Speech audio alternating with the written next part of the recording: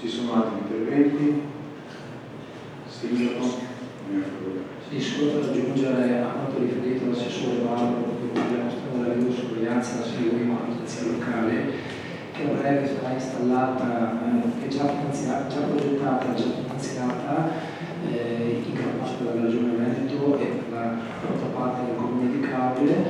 Sarà installata una videocamera di recinto in borsa. L'avevamo promessa ancora l'anno scorso. Era necessario, era arrivata la richiesta non solo dal territorio ma anche dal locale comando dei carabinieri che ha competenza del territorio della Borsa, e quindi sarà messa sulla strada non solo la posizione perché con Borsa c'è un problema del segnale, no? E quindi stiamo valutando dove andrà allocata, ma comunque sarà messa sulla strada di accesso in modo che si entra e si esce dalla strada lì.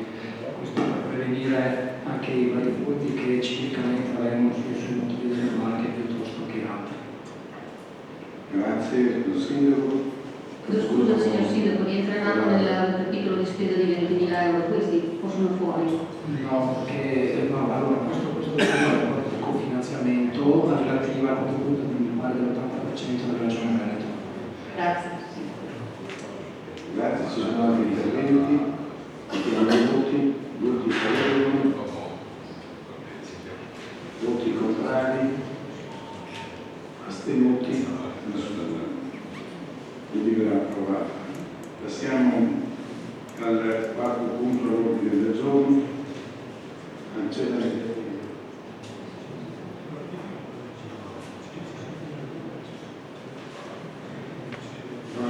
Votiamo l'immediata eseguibilità. Voti favorevoli? Voti contrari? Voti astenuti? Passiamo al quarto punto all'ordine del giorno. Articoli 175 e 193 del decreto legislativo numero 267 del 2000. Variazione di assestamento generale e di controllo per la salvaguardia degli equilibri di bilancio. Bilancio di previsione 2019-2021. Do la parola all'assessore Vallo.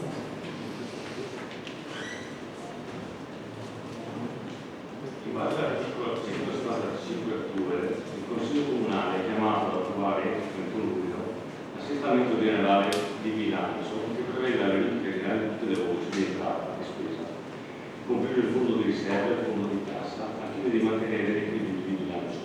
Infatti, secondo quanto previsto dal punto 4.2 lettera C del principio contabile, applicato nella programmazione allegato 4/1 del decreto 118, contestualmente all'assestamento generale, va effettuato anche il controllo degli equilibri di bilancio, con l'eventuale adozione di manovre di salvaguardia in caso di mancato equilibrio. Il termine del 31 luglio se ne ricorda la mancata verifica dei equilibri è equiparata a tutti gli effetti della mancata approvazione del bilancio di previsione. Inoltre, con l'introduzione della contabilità armonizzata in fase di assestamento, la verifica anche va verificata anche la congruità del fondo credito di dubbia esigibilità che in caso di accantonamento insufficiente va adeguato alle effettive capacità di esecuzione dei crediti iscritti in bilancio.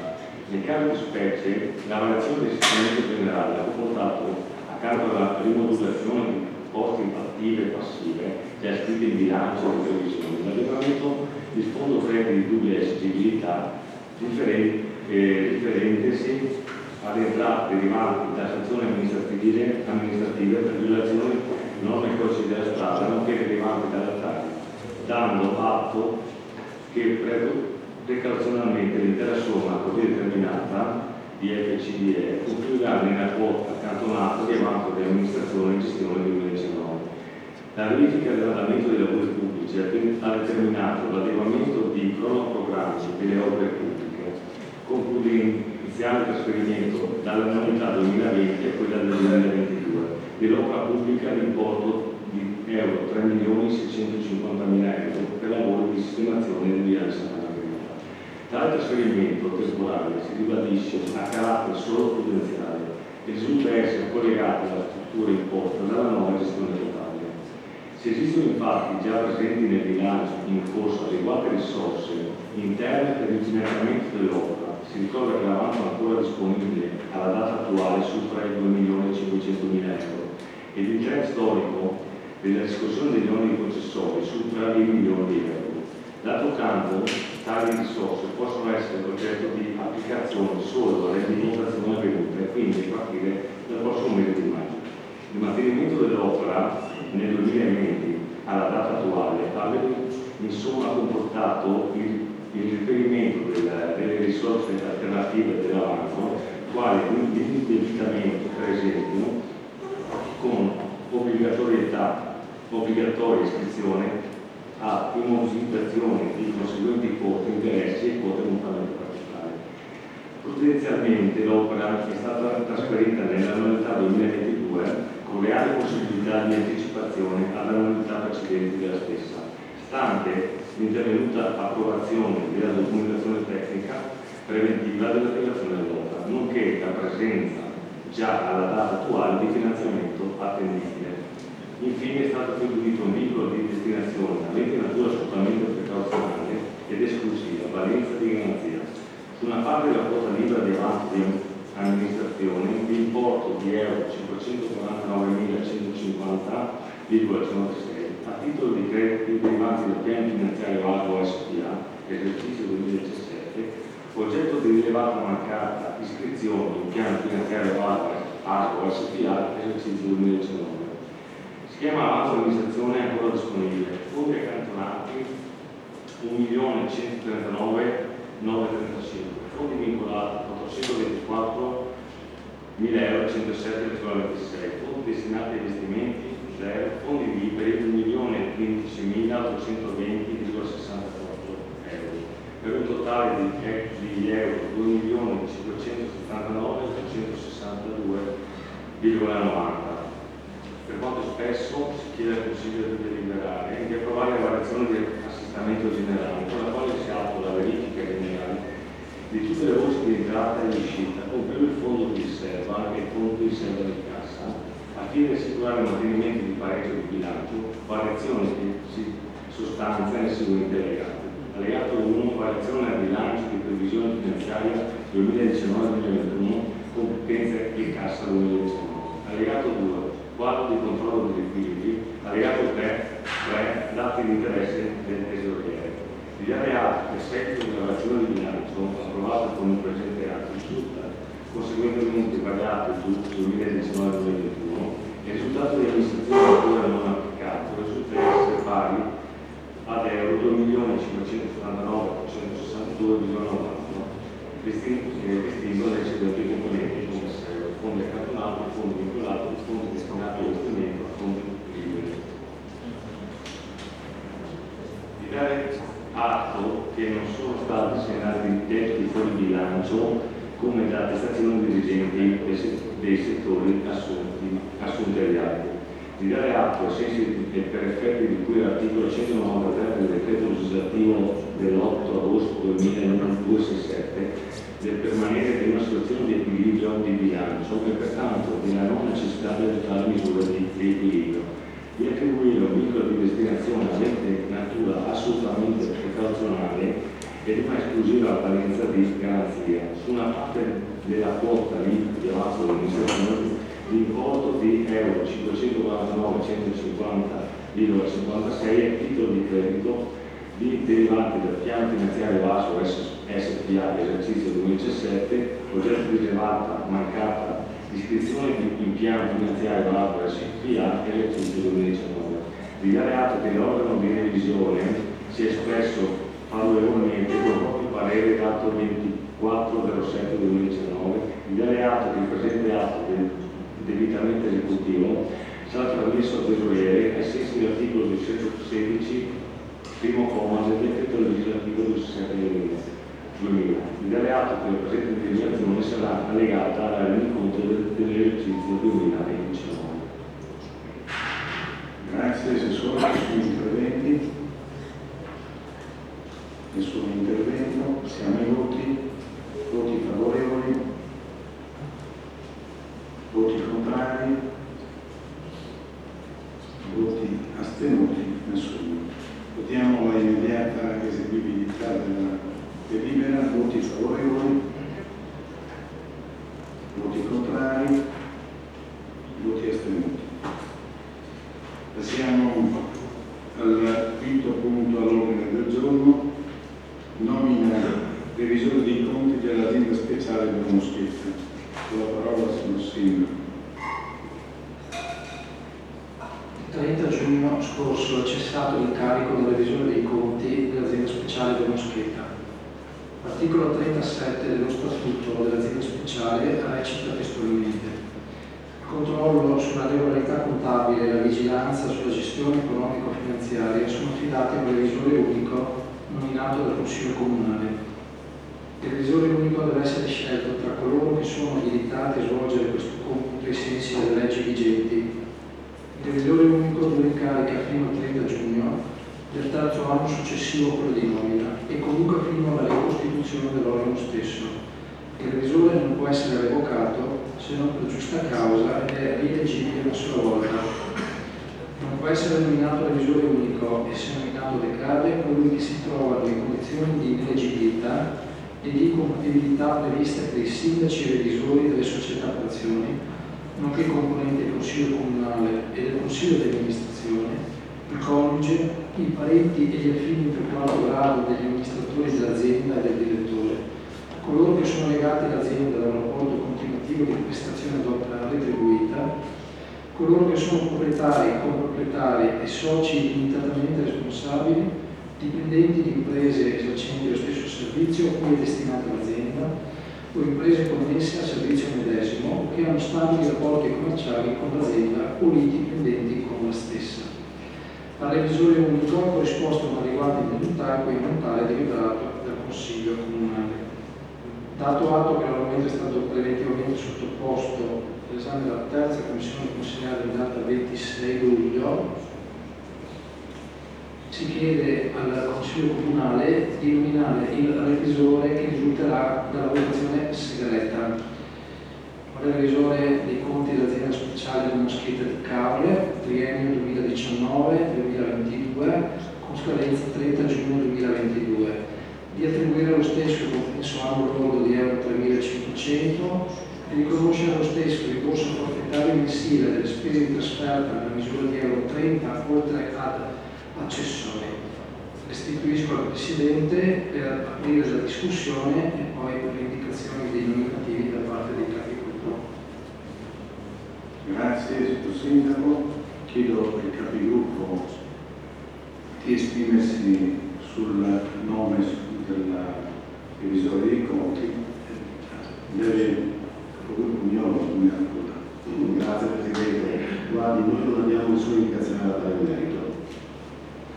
Grazie. Gruppo Ferraro. Grazie Presidente, anche noi non abbiamo nominativi da consigliare. Grazie. Gruppo Gonzalo. Grazie signor Presidente. Per la lista civica Studio Sindaco noi proponiamo il nome della dottoressa PC Letizia. Grazie, capogruppo Gonzalo. Passiamo alla votazione segreta, quindi invito anche gli scrutatori dopo a venire a fare lo scrutinio.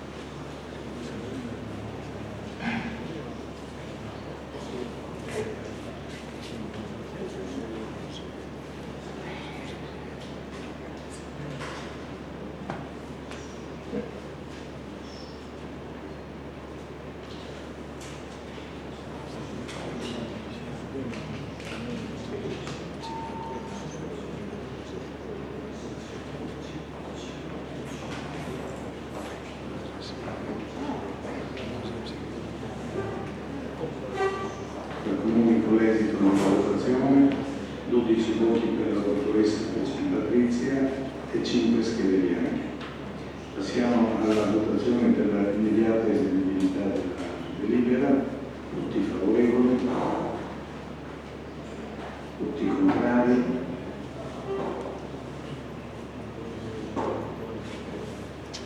Voti astenuti?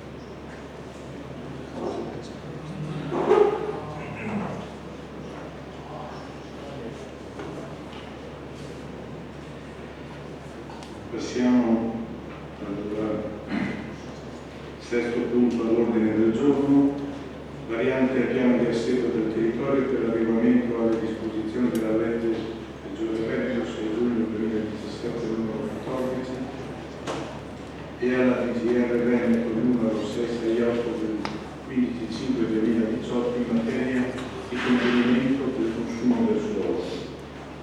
Introduzione la parola al signor Sindaco. Il Comune di Caorle è dotato di piano di assetto del territorio approvato dalla conferenza dei servizi decisoria in data 11 novembre 2013, ratificato con delibera di giunta provinciale numero 7 del 17 gennaio 2014, pubblicata nel BUR numero 21 del 21 febbraio 2014, oggi vigente. Per effetto dell'approvazione del PAT, il piano regolatore generale ha assunto valore dei piani degli interventi. In data 24 giugno 2017 è entrata in vigore la legge regionale 6 giugno 2017 numero 14, avente il progetto di disposizioni per il contenimento del consumo di suolo e modifiche della legge regionale 23 aprile 2004 numero 11, norme per il governo del territorio in materia di paesaggio. La legge regionale 14/2017 promuove un processo di revisione sostanziale della disciplina urbanistica, avendo come obiettivo primario ridurre progressivamente il consumo di suolo non ancora urbanizzato per usi obiettivi infrastrutturali in coerenza con l'obiettivo europeo di azzerarlo entro il 2050. Quale primo adempimento alla legge, ai sensi dell'articolo 4,5 e dell'articolo 13,9, i comuni devono fornire le informazioni territoriali attraverso una scheda informativa e individuare gli ambiti di urbanizzazione consolidata come definiti dalla legge stessa all'articolo 2,1 lettera E. Ai sensi della suddetta legge, con delibera di Giunta regionale del Veneto, la Giunta regionale, sentita la competente commissione consigliare, stabilisce lettera A la quantità massima di consumo di suolo messo nel territorio regionale nel periodo preso a riferimento in coerenza con l'obiettivo comunitario di azzerarlo entro il 2050 e la sua ripartizione per ambiti comunali o sovracomunali omogenei.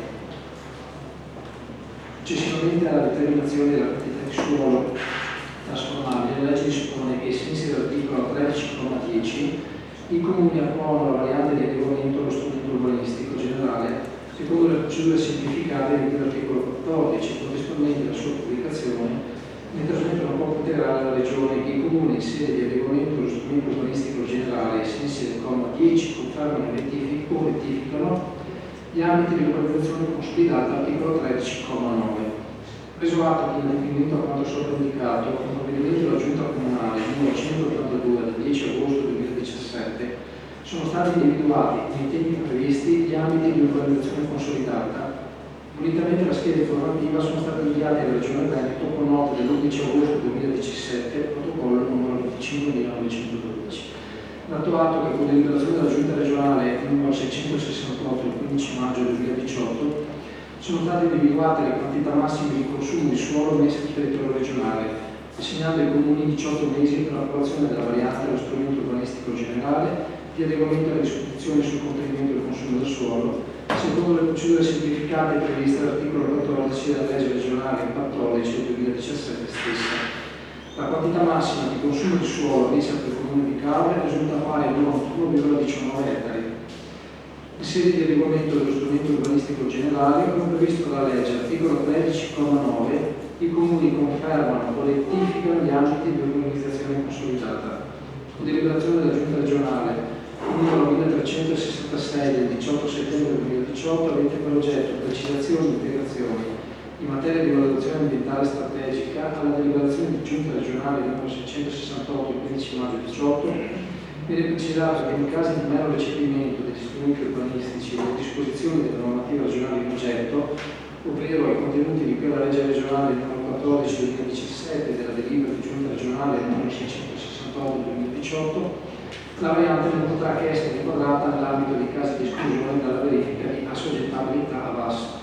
La legge regionale numero 14 del 4 aprile 2019 la Regione Veneto ha posticipato l'adeguamento dei contenuti della legge sul consumo del suolo al 31 dicembre 2019.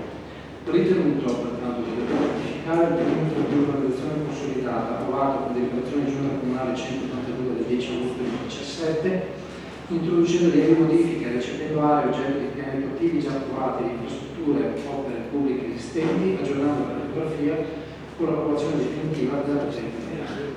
Di procedere all'adeguamento del patto di cavo della legge regionale 14 2017, disposizioni per contenimento del consumo di suolo, con l'adozione della variante del patto secondo la proposta redatta dallo studio tecnico Tech Engineering SRL di San Donato Piave per fini incaricati, requisiti agli atti di questo comune in data 24 luglio 2019, protocollo 26.445, e con complessivamente lavorati legati alla presente relazione tecnica, variante delle norme di attuazione, tavola 0501, carta degli ambiti di organizzazione consolidata ai sensi dell'articolo 2,1 lettera E della legge regionale 14 del 2017 sulla scala 10.000, tavola 0502, carta degli ambiti di organizzazione consolidata ai sensi dell'articolo 2,1 lettera E della legge regionale 14 del 2017 in scala 10.000, tavola 0503, carta degli ambiti di organizzazione consolidata ai sensi dell'articolo 2,1 lettera E della legge regionale 14 del 2017 scala 10.000.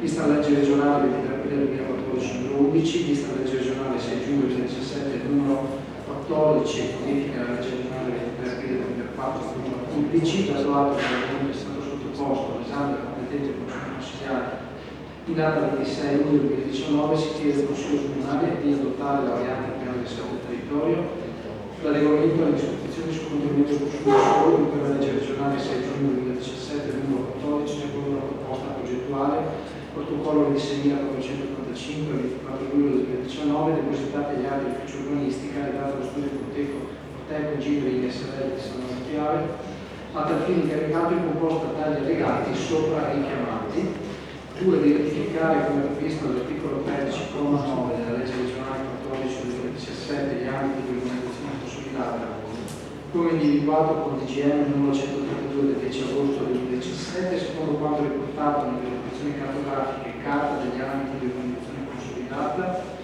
reggio da reato per la quantità massima di superficie naturale e seminaturale che può essere interessata al consumo di suolo all'esterno degli ambiti di organizzazione consolidata, messa dalla DGR Veneto numero 668-18 per il comune di Cavo, pari a 91,5 metri. Prende atto che la variante arrivata ai contenuti qui alla legge regionale numero 14 2017 del delibera giunta regionale numero 668 del 2018 è di mero recepimento delle disposizioni della normativa regionale succitata, pertanto la stessa è inquadrata nell'ambito dei criteri di esclusione di cui la DGR 1717 del 2013, non assoggettando valutazione ambientale strategica o verifica bassa. Se è iniziato per decorrere dalla data di adozione della variante, nel momento si applica la misura di salvaguardia prevista dall'articolo 29 della legge regionale 11 del 2004-7, dare mandato al dirigente del settore politica territoriale e sviluppo economico affinché provveda a tutti gli adempimenti amministrativi per pervenire all'approvazione della variante energetica secondo le procedure semplificate previste dall'articolo 14 della legge regionale 14 del 2017. Grazie Sindaco, ci sono interventi? Bravo, chiesto di no. Quindi passiamo alla votazione. Voti favorevoli, voti contrari, voti astenuti. Passiamo al settimo punto all'ordine del giorno, sistema informativo territoriale metropolitano, approvazione dello schema di convenzione tra la città metropolitana di Venezia e il Comune di Capua. Premesso dell'articolo 23, 1 ter, introdotto dalla legge 11 agosto 2014, numero 114, di conversione del decreto legge 24 giugno 2014, numero 90, stabilito che la città metropolitana di Venezia subentra alla provincia omonima, con gli effetti successori di cui l'articolo 1,16 della legge 7 aprile 2014, numero 56, dalla data di insediamento del Consiglio metropolitano avvenuto il 31 agosto 2015. Lo Statuto della città metropolitana, approvato con deliberazione della Conferenza metropolitana numero 1 del 20 gennaio 2016, efficace dal 22 febbraio 2016, prevede in particolare, lettera A, l'articolo 7 pianificazione strategica, comma 2, che per la realizzazione e aggiornamento del piano strategico della connessa pianificazione di settore possono essere costituite con i comuni, le università, gli istituti di ricerca, le associazioni di categoria, la Camera di Commercio, gli ordini professionali, strutture di co-progettazione regolamentate da apposita convenzione. Lettera B, l'articolo 12, attribuzione del Consiglio metropolitano, comma 2.d, che il Consiglio metropolitano approva le convenzioni con i comuni e le loro forme associate, anche mediante schema tipo aperto a successive adesioni, ma anche quelle con soggetti esterni chiamati a supportare in base allo statuto l'attività degli uffici e servizi. Ai sensi dell'articolo 1, commi 44, lettera F e 85, lettera B della legge 7 aprile 2014, numero 56, sono attribuite alla città metropolitana le funzioni di promozione di sistemi di informatizzazione e di digitalizzazione in ambito metropolitano e di raccolta e elaborazione di dati, assistenza tecnico-amministrativa agli enti locali. Dato atto che la città metropolitana di Venezia, con deliberazione numero 25 del 28 settembre 2016, è inteso avviare un progetto di sistema informativo territoriale metropolitano, con acronimo SITM, che si alimenta grazie alla cooperazione sinergica per il comune del territorio metropolitano. Il fine del SITM è la creazione di un quadro conoscitivo integrato e condiviso dell'intero territorio, omogeneo nella sua struttura, finalizzato a supportare la programmazione strategica metropolitana e i processi decisionali in genere anche a scala locale, individuare le principali connessioni intercomunali dei livelli informativi di interesse, utili in sede di programmazione futura delle opere da realizzare su scala metropolitana e la catalizzazione dei possibili finanziamenti che ne possono derivare, mettere a disposizione dei comuni tramite apposita convenzione informazioni territoriali già in possesso della città metropolitana, in particolare di ortofoto georeferenziate a 3 e 4 bande con precisione a 15 cm realizzate con volo aereo 2014. Vista la nota della città metropolitana di Venezia della data del 21 maggio 2019 pervenuta al protocollo 19.334 del 31 maggio 2019, invito ad aderire al progetto del sito dando la disponibilità e garanzia a fornire adeguato supporto tecnico, nota alla quale in allegata lettera del 6 luglio 2016 a firma del sindaco comunale la trasmissione dello schema di convenzione per la città metropolitana di Venezia e il comune del territorio della città metropolitana. Visto lo schema di convenzione proposto dalla città metropolitana di Venezia e il comune di Capua per l'attuazione del sito, nel quale vengono precisati i ruoli, funzioni, impegni e tempistica tale sistema, ritenuto di proficuo interesse e utilità tale scambio di informazioni e di materiali anche al fine di una gestione integrale del territorio, è ritenuto di approvare lo schema di convenzione per la città metropolitana di Venezia e il comune di Capua per la via del sito nell'allegato alla presente deliberazione, attuato che la presente atto non discende ad un onere carico dell'amministrazione comunale salvo l'utilizzo del proprio personale tecnico, Visto che si l'articolo 30 del decreto legislativo 267 del 2000 sulle modifiche e affermazioni, è previsto che gli enti locali possono stipulare tra loro apposite convenzioni al fine di svolgere in modo coordinato funzioni e servizi determinanti. Dato atto che l'argomento è stato sottoposto all'esame della competente Commissione Consigliare data 26 luglio 2019, si propone al Consiglio Comunale di aderire per le motivazioni espresse in premessa al progetto SIT proposto alla Città Metropolitana di Venezia, di approvare la bozza della convenzione per la Città Metropolitana di Venezia e il Comune di Cavallo per l'avvio del SITM, da stipulare tra il Comune medesimo e la Città Metropolitana di Venezia il testo di 12 articoli allegato sub A alla presente deliberazione come parte integrante della stessa, di demandare la sottoscrizione della convenzione e la gestione delle azioni previste al dirigente del settore politiche territoriali e sviluppo economico, di dare atto che dal presente atto non discende alcun onere per l'amministrazione comunale.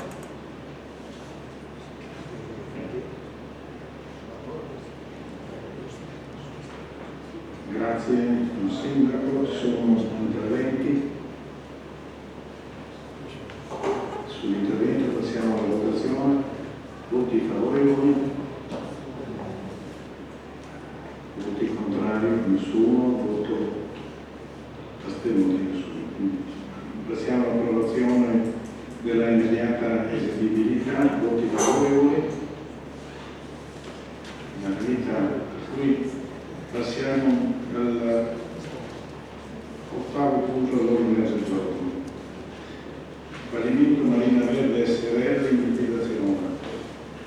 Approvazione schema di transazione relativo alle opere non realizzate a seguito della convenzione annessa al piano di valorizzazione turistica delle aree di proprietà comunale della spiaggia di Ponente. La parola al signor Sindaco. Adesso che in data 14 aprile 2009, con deliberazione consigliare numero 17 del 2009, il Comune di Caole, su proposta presentata dalla Marina Verde SRL, approvava la variante del piano urbanistico attuativo denominato piano di valorizzazione turistica delle aree di proprietà comunale della spiaggia di Ponente.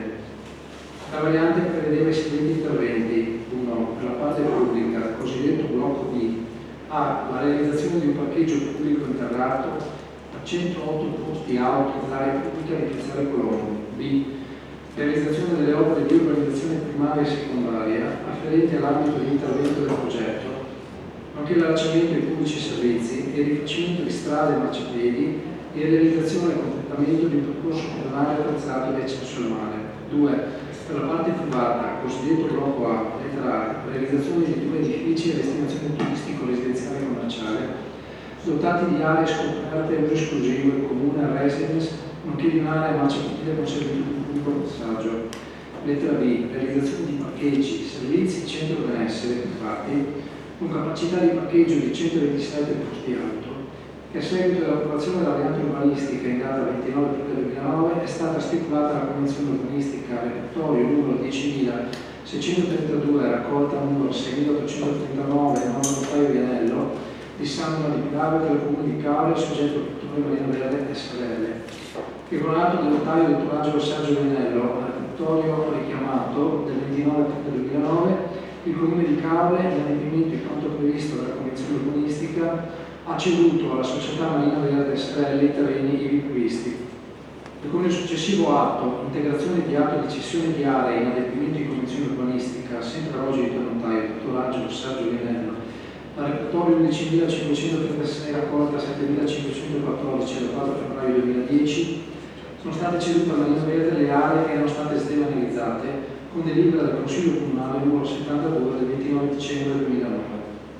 In data 24 maggio 2010, il Comune di Caole ha rilasciato il permesso di costruire numero 40 del 13 maggio 2010 per l'esecuzione di lavori di riqualificazione del comparto 1 Piazzale Colombo, con costruzione di 2 fabbricati a uso residenza turistica e commerciale con parcheggio sotterraneo e costruzione di parcheggi sotterranei di cui uno uso pubblico ubicato in Capo Piazzale Colombo. E successivamente il Comune di Caole ha rilasciato il permesso di costruire in variante numero 110 del 2012 e Marina Verde SRL ha presentato la scia di variante in corso d'opera per opere interne del 5 luglio 2012. titolo edilizio, dopo aver beneficiato delle proroghe previste dal regolamento edilizio comunale per la sospensione obbligatoria delle attività di cantiere nel periodo estivo, è stato oggetto di proroga ai sensi dell'articolo 30, comma 3 bis del decreto legge n. 69/2013, come convertito in legge n. 98 del 2013, in forza del quale il nuovo termine di ultimazione dei lavori era stato fissato il 13 marzo 2017. E in adempimento degli obblighi convenzionali, Marina Verde Serelli ha pagato gli oneri di urbanizzazione e il costo di costruzione relativi al blocco A parte privata per un totale di euro 586.085,91. Ha pagato il corrispettivo previsto per la cessione delle aree comunali per un totale di euro 610.000, residuo dell'importo di euro 180.000, oggetto di insinuazione al passivo fallimentare da parte del Comune di Cambria, e ha eseguito le opere di urbanizzazione previste per il blocco A a euro 690.200, ottenendo il collaudo parziale delle opere. Il certificato di collaudo parziale è stato approvato con determina del dirigente del settore servizi tecnici numero 131 del 24 giugno 2014. E in adempimento degli obblighi convenzionali, Marina Verde Serelli ha anche realizzato quasi del tutto l'edificazione relativa al blocco A, ottenendo l'agibilità per la gran parte degli immobili, ma non ha completato l'intervento. In data 24 febbraio 2017, Marina Verde Serelli, in liquidazione dal 6 luglio 2016,